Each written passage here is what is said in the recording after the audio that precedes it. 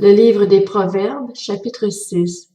Mon fils, si tu t'es porté garant pour ton prochain, si tu t'es engagé pour autrui, si tu te trouves piégé par les paroles de ta bouche, si tu es prisonnier de tes propres paroles, fais donc ceci, mon fils.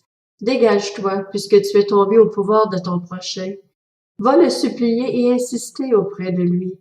N'accorde ni sommeil à tes yeux, ni repos à tes paupières. Dégage-toi comme la gazelle de la main du chasseur, comme l'oiseau de la main de l'oiseleur. Va vers la fourmi paresseux. Observe son comportement et deviens sage. Elle n'a ni chef, ni inspecteur, ni supérieur. En été, elle prépare sa nourriture. Pendant la moisson, elle récolte de quoi manger. Paresseux, jusqu'à quand resteras-tu couché? Quand te lèveras-tu de ton sommeil? Tu veux somnoler un peu, te reposer encore, juste croiser les mains pour dormir? Voilà que la pauvreté te surprend comme un rôdeur, et la misère comme un homme armé. Le vaurien, l'homme injuste, marche la fausseté aux lèvres.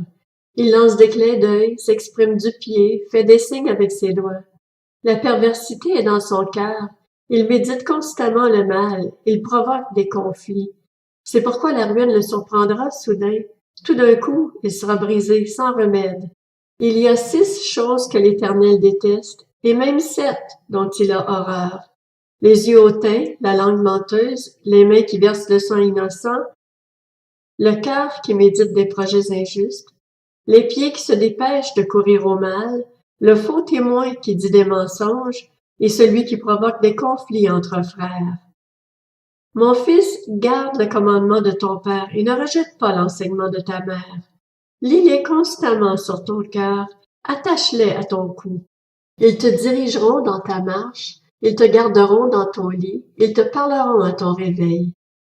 En effet, le commandement est une lampe et l'enseignement une lumière, et les avertissements de l'instruction sont le chemin de la vie. Ils te préserveront de la femme mauvaise, des flatteries de l'inconnu. Ne convoite pas sa beauté dans ton cœur, ne te laisse pas prendre par ses œillades. En effet, pour la femme prostituée, on se réduit à un morceau de pain, et la femme mariée capture une vie précieuse.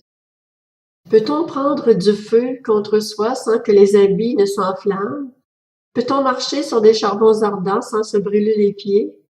Il en va de même pour celui qui s'approche de la femme de son prochain. Celui qui la touche ne restera pas impuni. On ne méprise pas le voleur qui vole pour s'alimenter, parce qu'il a faim, mais si on le trouve, il fait une restitution au septuple, il donne tous les biens de sa maison. Celui qui commet un adultère avec une femme manque de bon sens. Il veut se détruire lui-même, celui qui agit de cette manière. Il ne trouvera que blessure et déshonneur, et sa honte ne s'effacera pas. En effet, la jalousie rend un homme furieux, et il est sans pitié le jour de la vengeance. Il n'accepte aucune rançon, et il ne cède pas, même si tu multiplies les cadeaux.